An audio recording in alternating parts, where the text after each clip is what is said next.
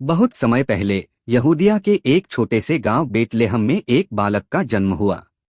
उसकी मां मरियम और पिता यूसुफ थे। यह कोई राजमहल नहीं था जहां वह जन्मा, बल्कि एक गौशाला थी जहां पशु बांधे जाते थे। चारों ओर अंधकार था, पर उस रात आकाश में एक तेज तारा चमका, जो इस बात की घोषणा कर रहा था कि उद्धारकर्ता जन्मा है। पूर्व से आए ज्ञानी लोग उस तारे का पीछा करते हुए वहां पहुंचे और उन्होंने सोने, लोबान और गंधरस के उपहार दिए।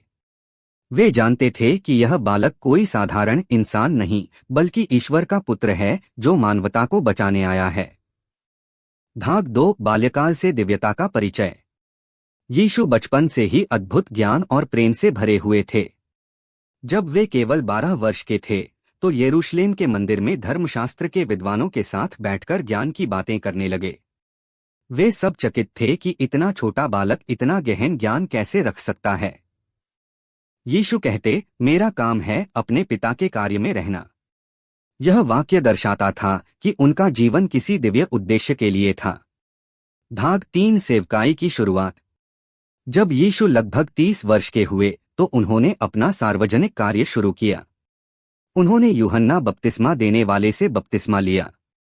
जब यीशु पानी से ऊपर आए तो आकाश खुल गया और एक आवाज आई, यह मेरा प्रिय पुत्र है जिससे मैं प्रसन्न हूँ। इसके बाद यीशु ने पूरे गलील, कफरनहूम और आसपास के गांवों में घूम घूम कर लोगों को सच्चे जीवन, क्षमा और प्रेम का संदेश दिया। उन्होंने कहा, जो तुमसे बैर रखता है उससे भी प्रेम करो। धन्य हैं वे जो दयालु हैं, क्योंकि उन्हें दया मिलेगी। मनुष्य के लिए सब कुछ संभव नहीं, परंतु परमेश्वर के लिए सब कुछ संभव है। भाग 4, चमत्कारों की वर्षा। यीशु ने अपने जीवन में असंख्य चमत्कार किए।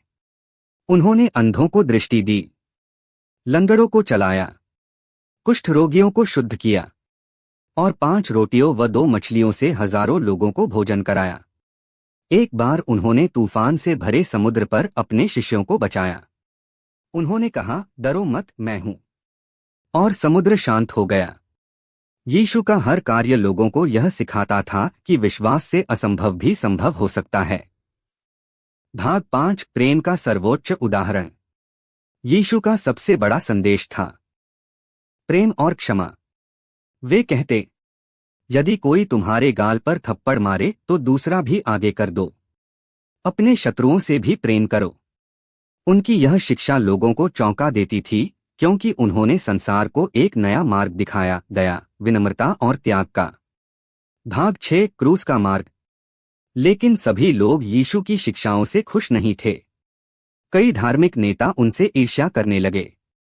उन्होंने यीशु पर झूठे आरोप लगाए कि वे खुद को ईश्वर का पुत्र कहते हैं। अंततः उन्हें रोमी शासक पिलातुस के सामने पेश किया गया। भीड़ ने चिल्लाया, इसे क्रूस पर चढ़ाओ।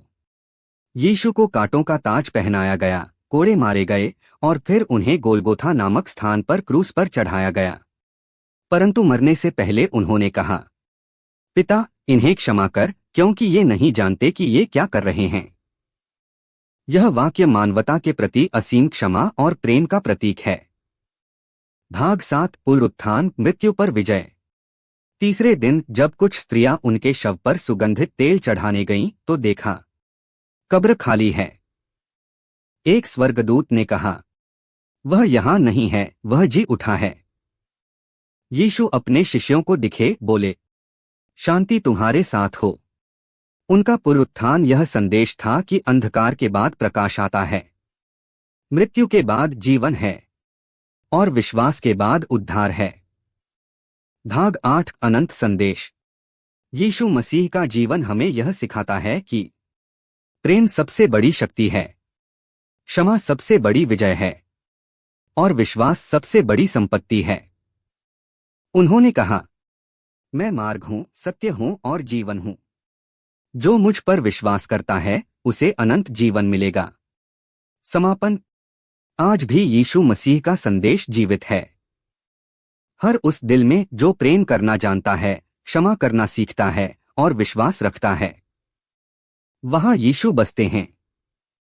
उनका जीवन यह याद दिलाता है कि सच्चा चमत्कार बाहर नहीं, भीतर होता है। जब मनुष्य अपने हृदय को प्रेम से भर देता है तो वही ईश्वर का राज्य है। तीसरे दिन जब यीशु जी उठे तब सबसे पहले वे मरियम मगदलीनी को दिखाई दिए। मरियम कब्र के पास रो रही थी। अचानक उसने पीछे से एक आवाज सुनी, मरियम। उसने पलटकर देखा, वही थे यीशु। वह रो पड़ी और बोली, गुरुजी।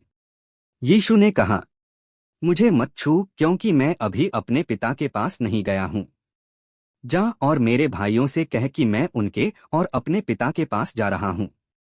मरियम दौड़ती हुई शिष्यों के पास गई और बोली, मैंने प्रभु को देखा है। यह था आशा के पुनर्जन्म का क्षण। भाग 10। शिष्यों का भय और प्रभु की शांति। यीशु के शिष्य डरे हुए एक घर में छिपे बैठे थे। दरवाजे बंद थे, पर अचानक यीशु उनके बीच प्रकट हुए और बोले, शांति तुम्हारे साथ हो। उन्होंने अपने हाथ और पैर दिखाए, जिनमें क्रूस के घाव थे। शिष्य आश्चर्य और आनंद से भर गए। लेकिन एक शिष्य थोमा वहां नहीं था। जब उसे बताया गया कि प्रभु जी उठे हैं तो उसने कहा, जब तक मैं उनके हाथों में कीलों के निशान न देखूं मैं विश्वास नहीं करूंगा। 8 दिन बाद यीशु फिर प्रकट हुए और बोले, थोमा, मेरे हाथ देखो, मेरे घाव छुओ और अविश्वासी मत बनो। थोमा ने झुककर कहा, मेरे प्रभु, मेरे परमेश्वर। यीशु ने उत्तर दिया, धन्य हैं वे जिन्होंने देखे बिना विश्वास किया है। भाग 11। झील किनारे मुलाकात। एक दिन कुछ शिष्य गलील की झील में मछलियां पकड़ रहे थे, लेकिन पूरी रात कुछ नहीं मिला। सुबह यीशु किनारे खड़े थे। उन्होंने पुकारा, बेटो, कुछ मिला? उन्होंने कहा, नहीं। यीशु बोले, जाल नाव के दाहिने फेंको। जैसे ही उन्होंने ऐसा किया, जाल मछलियों से भर गया। पतरस ने पहचान लिया और चिल्लाया, यह प्रभु हैं। वे तट पर आए और देखा कि वहां आग जल रही थी, उस पर मछलियां पक रही थीं। यीशु ने कहा, आओ नाश्ता करो। उस दिन उन्होंने अपने शिष्यों को फिर से बुलाया और कहा, मेरी भेड़ों की देखभाल करो। इसका अर्थ था लोगों को प्रेम और सत्य के मार्ग पर चलाना। भाग 12। महान आदेश। पुनरुत्थान के 40 दिन तक यीशु अपने शिष्यों को दिखाई देते रहे। उन्होंने उन्हें शिक्षा दी और कहा, जाओ, सारी जातियों को मेरा चेला बनाओ। उन्हें पिता, पुत्र और पवित्र आत्मा के नाम से बपतिस्मा दो। और जो बातें मैंने तुम्हें सिखाई हैं, उन्हें सिखाओ। और देखो, मैं संसार के अंत तक तुम्हारे साथ रहूं। यह शब्द आज भी मसीही मिशन का आधार हैं, प्रेम और उद्धार का संदेश सब तक पहुंचाना। भाग 13। स्वर्गारोहण। एक दिन यीशु अपने शिष्यों को जैतून पर्वत पर ले गए। उन्होंने अपने हाथ उठाए, उन्हें आशीष दी और कहा, यरूशलेम से मत हटो जब तक पवित्र आत्मा तुम पर न आए। इतना कहकर वे उनके देखते देखते स्वर्ग की ओर उठ गए और बादल ने उन्हें अपनी दृष्टि से ओझल कर दिया। शिष्य वहीं खड़े रहे। तब 2 स्वर्गदूत प्रकट हुए और बोले, गलील के लोगों, क्यों देख रहे हो? यही यीशु जो तुम्हारे सामने स्वर्ग में गया है, वैसे ही फिर आएगा। भाग 14। पवित्र आत्मा का आगमन। कुछ दिन बाद पेंतेकोस्त का दिन आया। शिष्य एक कमरे में प्रार्थना कर रहे थे। तभी अचानक आकाश से आंधी जैसी आवाज आई और उनके सिरों पर अग्नि की ज्वालाएं उतर आईं। यह था पवित्र आत्मा का अवतरण। उनके भीतर अद्भुत साहस और शक्ति आ गई। उन्होंने अलग अलग भाषाओं में प्रचार करना शुरू किया। पहले दिन ही 3000 लोग यीशु में विश्वास ले आए। भाग 15। प्रेम का विस्तार। यीशु मसीह का संदेश धीरे धीरे पूरे संसार में फैलने लगा। पतरस, पौलुस और अन्य प्रेरितों ने दूर दूर तक जाकर प्रेम, क्षमा और विश्वास का प्रचार किया। जो पहले भयभीत थे, वे अब निर्भीक होकर कहते, हम यीशु के गवाह हैं, जिसने मृत्यु को जीता। लोगों के हृदय बदलने लगे, समाज बदलने लगा। कई राजाओं और गरीबों दोनों ने यीशु के प्रेम में अपना जीवन समर्पित किया। भाग 16। आज का संदेश। आज भी यीशु मसीह का प्रकाश हर युग, हर देश और हर दिल में चमक रहा है। उन्होंने कहा था, जहां 2 या 3 मेरे नाम से इकट्ठे होंगे, वहां मैं उनके बीच रहूंगा। उनकी शिक्षाएं हमें याद दिलाती हैं कि जब हम प्रेम करते हैं तो ईश्वर हमारे बीच होता है। जब हम क्षमा करते हैं तो आत्मा स्वतंत्र होती है। और जब हम विश्वास करते हैं तो चमत्कार होते हैं। समापन अमर ज्योति। यीशु मसीह की कहानी कभी समाप्त नहीं होती, क्योंकि उनका जीवन केवल 2000 साल पुरानी घटना नहीं, बल्कि हर उस इंसान की कहानी है जो अंधकार में प्रकाश ढूंढता है। वे आज भी कहते हैं, देखो मैं द्वार पर खड़ा दस्तक दे रहा हूं। जो मेरे स्वर को सुनकर द्वार खोलेगा, मैं उसके पास आऊंगा और उसके साथ भोजन करूंगा। उनका प्रेम अनंत है, उनका प्रकाश अमर है, और उनका नाम शांति का राजा है। समय बीत चुका था। यरूशलेम की गलियां अब भी उस दिन की स्मृति से भरी थीं जब यीशु मसीह को क्रूस पर चढ़ाया गया था। आकाश मानो शोक में झुका हुआ था और धरती मौन थी। 3 दिन बीत गए, परंतु ईश्वर की योजना तो उससे कहीं महान थी। तीसरे दिन की भोर में, जब पूर्व दिशा से सूर्य की पहली किरणें कब्र के द्वार को छू रही थीं, वहां कुछ स्त्रियां आईं, मरियम मगदलीनी और उनकी सहेलियां। वे यीशु के शरीर पर सुगंधित तेल चढ़ाने आई थीं।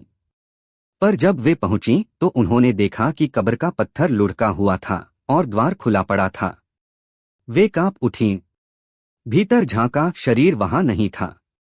तभी स्वर्गदूत प्रकट हुआ, उज्ज्वल प्रकाश में लिपटा।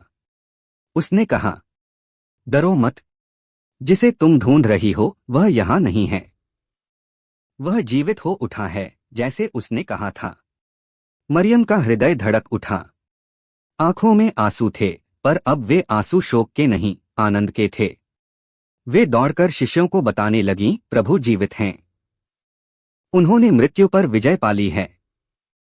उसी दिन यीशु ने अपने शिष्यों के सामने दर्शन दिए। वे भयभीत थे, लेकिन यीशु ने कहा, शांति तुम्हारे साथ हो। जैसे पिता ने मुझे भेजा है, वैसे ही मैं तुम्हें भेजता हूं। उनका चेहरा दिव्य प्रकाश से चमक रहा था। वे अब मृत्यु से परे थे, जीवित, विजयी, अमर। कुछ दिनों तक उन्होंने अपने शिष्यों को सिखाया प्रेम, क्षमा और विश्वास की शक्ति।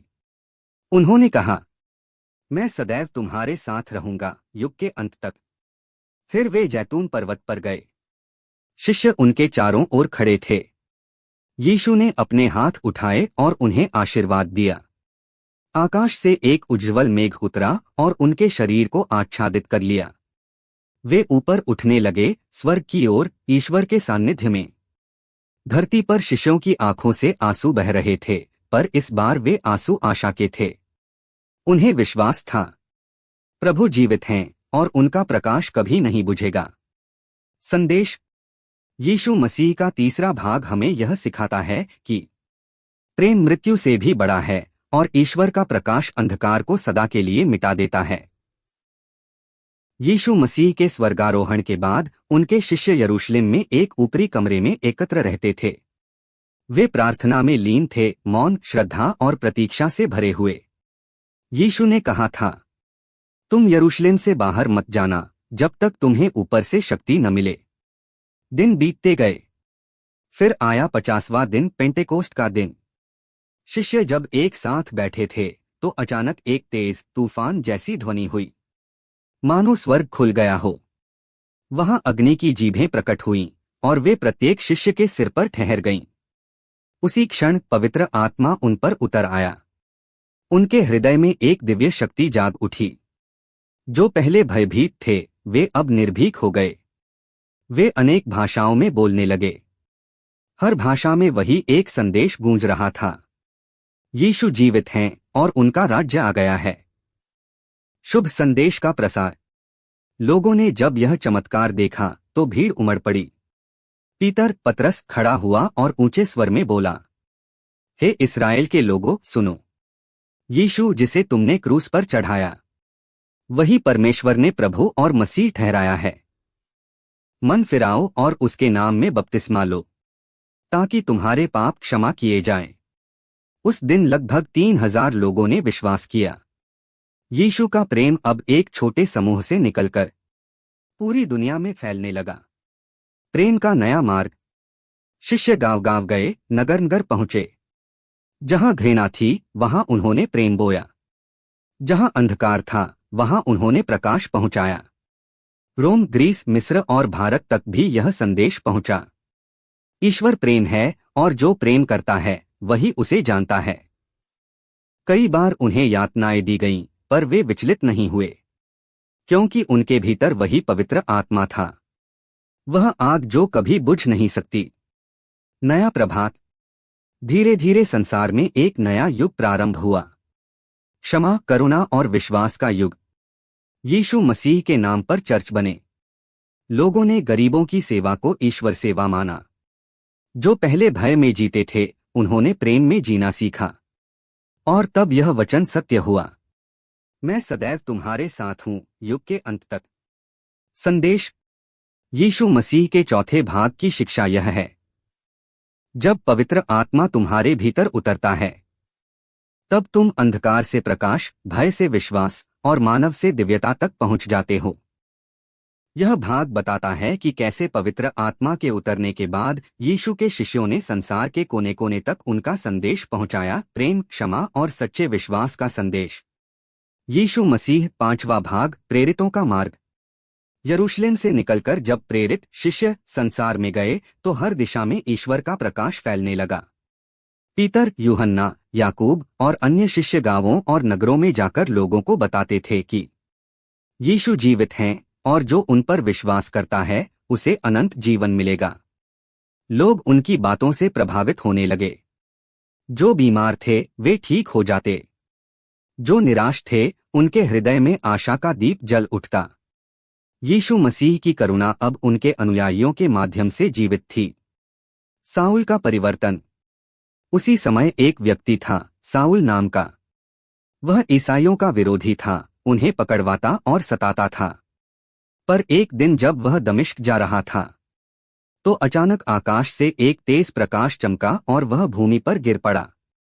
उसने एक आवाज सुनी, साउल, साउल, तू मुझे क्यों सताता है? साउल ने कांपते हुए पूछा, प्रभु आप कौन हैं? आवाज आई, मैं यीशु हूं जिसे तू सताता है। वह 3 दिन तक अंधा रहा। फिर अन्यास नाम के एक भक्त ने उसके लिए प्रार्थना की और उसकी आंखें खुल गईं। उस दिन से साउल बदल गया। वह पौलुस प्रेरित कहलाया और दुनिया का सबसे बड़ा प्रचारक बना। प्रेम का विस्तार। पौलुस ने समुद्रों को पार किया, रेगिस्तानों में चला, रोम, एथेंस, कोरिंथ और एशिया माइनर तक पहुंचा। वह कहता था, न यहूदी न यूनानी, न दास न स्वतंत्र, सब एक हैं मसीह में। उसके शब्दों से अनेक लोगों के जीवन बदल गए। लोगों ने जाना कि ईश्वर किसी एक जाति या देश का नहीं बल्कि संपूर्ण मानवता का है। परीक्षाएं और विजय। प्रेरितों को बहुत कष्ट झेलने पड़े, कभी कारागार, कभी पत्थर, कभी अपमान। परंतु वे नहीं डरे क्योंकि उनके भीतर यीशु का आत्मविश्वास था। वे कहते थे, मृत्यु तो केवल द्वार है जिसके पार प्रभु का राज्य है। धीरे धीरे यीशु मसीह का नाम हर देश में गूंजने लगा। लोगों के हृदय बदल गए। घृणा की जगह प्रेम ने ले ली और अंधकार की जगह ईश्वर का प्रकाश फैल गया। नया संसार। यीशु का संदेश अब केवल शब्द नहीं रहा, वह जीवन का मार्ग बन गया। प्रेम, दया और सत्य पर आधारित समुदायों का निर्माण हुआ। चर्च स्थापित हुए। यह भाग बताता है कि कैसे यीशु मसीह की शिक्षाएं समय की सीमाओं को पार करके पूरी मानवता के जीवन का मार्ग बन गईं। एक ऐसा संदेश जो आज भी हर युग को प्रकाश देता है। यीशु मसीह। छठा भाग, विश्वास की विरासत। सदियां बीत गईं। वे प्रेरित जो कभी यरूशलेम की गलियों में चले थे अब पृथ्वी पर नहीं थे, पर उनके शब्द, उनके कर्म और उनका विश्वास मानवता के हृदय में बीज बनकर उग चुके थे। जहां जहां लोग यीशु का नाम लेते वहां आशा का दीप जल उठता। गरीबों के लिए करुणा, बीमारों के लिए सेवा और पापियों के लिए क्षमा। ये सब उसी प्रेम की विरासत थी जो मसीह ने दी थी। प्रकाश की राह। समय समय पर अनेक लोग उठे, कुछ संत, कुछ शिक्षक, कुछ सेवक। उन्होंने वही संदेश दोहराया जो यीशु ने कहा था, जो अपने पड़ोसी से प्रेम करता है वही परमेश्वर से प्रेम करता है। चाहे यूरोप के विशाल गिरजाघर हों या भारत की शांत झोपड़ियां, हर स्थान पर एक ही स्वर गूंजता था, प्रेम ही ईश्वर है। कठिनाइयों के बीच विश्वास। इतिहास में अंधकार के क्षण भी आए, युद्ध, अन्याय, लालच और विभाजन, पर जब भी मानवता भटकने लगी, यीशु का वचन फिर सुनाई दिया, धन्य हैं वे जो मेल कराने वाले हैं, क्योंकि वे परमेश्वर के पुत्र कहलाएंगे। लोगों ने फिर से क्षमा करना सीखा, फिर से एक दूसरे को गले लगाना सीखा। यीशु की आत्मा हर युग में जीवित रही, जैसे शांत हवा जो हर तूफान के बाद फिर बहने लगती है। आज का समय। आज भी जब कोई भूखा व्यक्ति रोटी पाता है, जब कोई अपराधी क्षमा पाता है, जब कोई आंसू पोंछता है, वहां यीशु मसीह की उपस्थिति होती है। उनका प्रकाश गिरिजाघरों की दीवारों में नहीं बंधा, वह हर दिल में जलता है जो सत्य, दया और प्रेम से भरा है। यीशु का राज्य कहीं आकाश में नहीं, बल्कि हर उस मनुष्य के भीतर है जो दूसरों की भलाई के लिए जीता है। अनंत संदेश। समय बदलेगा, पीढ़ियां बीतेंगी, पर यीशु मसीह का वचन अमर रहेगा। मैं जगत की ज्योति हूं, जो मेरे पीछे चलता है वह अंधकार में नहीं, बल्कि जीवन का प्रकाश पाएगा। संदेश। यीशु मसीह की सच्ची आराधना केवल शब्दों में नहीं, बल्कि कर्मों में है। जब तुम किसी अजनबी को मुस्कान देते हो, जब तुम किसी पीड़ित की सेवा करते हो, तब तुम वास्तव में मसीह को अपने भीतर जीवित रखते हो। यह भाग भविष्य की आशा, न्याय और शांति के पूर्ण राज्य का वर्णन करता है, जहां प्रेम और सत्य का शासन होगा और मानवता एक नए युग में प्रवेश करेगी। यीशु मसीह। 7वां भाग, नया युग का आगमन। धर्मग्रंथों में लिखा है, देखो मैं सब कुछ नया बनाता हूं। उस दिन जब मानवता के सभी दुखों का अंत होगा और शांति की शाश्वत वर्षा होगी, तब एक नया आकाश और नई पृथ्वी प्रकट होंगे। दुख, दर्द और मृत्यु का अंधकार वहां नहीं होगा। शांति का राज्य।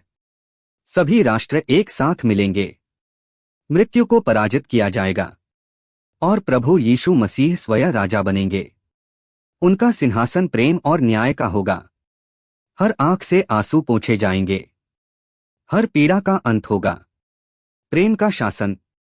नया युग वह होगा जहां सभी लोग एक दूसरे से प्रेम करेंगे, जहां द्वेष और द्वंद्व मिट जाएंगे, जहां दीनदुखियों का उद्धार होगा और सभी मनुष्य ईश्वर के साम्राज्य में एकता से रहेंगे। अनंत ज्योति। प्रभु का प्रकाश अनंत काल तक चमकता रहेगा। कोई अंधकार, कोई भय, कोई भ्रम वहां नहीं होगा। हर हृदय में प्रभु का प्रेम सदा के लिए वास करेगा। संदेश। इस आशा के साथ जियो कि एक दिन संपूर्ण सृष्टि में प्रेम, न्याय और शांति स्थापित होगी। तब तक यीशु मसीह के प्रेम को अपने हृदय में रखो और अपने जीवन में उस प्रेम को जगाओ। यह कथा समाप्त होती है, पर यीशु मसीह का प्रकाश कभी नहीं बुझता। उनका प्रेम अमर है और उनकी राह अनंत काल तक चलती रहेगी। यीशु मसीह। 7वां और अंतिम भाग के बाद कहानी आध्यात्मिक रूप से पूरी हो चुकी है, क्योंकि वह भविष्य के नए आकाश और नई पृथ्वी की आशा को दर्शाता है, जो ईसाई धर्म की अंतिम और महान सत्य है। फिर भी यदि आप चाहें तो मैं इस कथा के आगे कुछ और विषयों पर लिख सकता हूं, जैसे यीशु मसीह की शिक्षाओं का आज के समय में प्रभाव, विभिन्न संस्कृतियों में यीशु के संदेश का प्रसार, आध्यात्मिक अनुभव और आधुनिक मानव जीवन में मसीही विचार।